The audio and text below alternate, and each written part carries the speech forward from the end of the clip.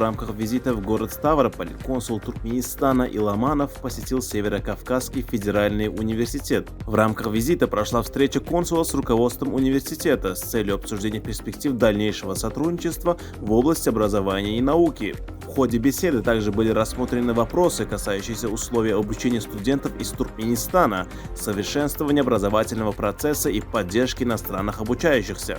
Визит стал возможностью для обмена мнениями о текущей ситуации, а также развитии и укреплении двусторонних связей. В этот же день состоялась встреча консула со студентами из Туркменистана, обучающимися в Северо-Кавказском федеральном университете. Консул подчеркнул значимость конструктивного диалога между студентами и университетом, а также указал на необходимость совместного поиска решений возникающих проблем. В формате открытого диалога студенты обсудили с консулом вопросы, касающиеся условий обучения и дальнейших перспектив.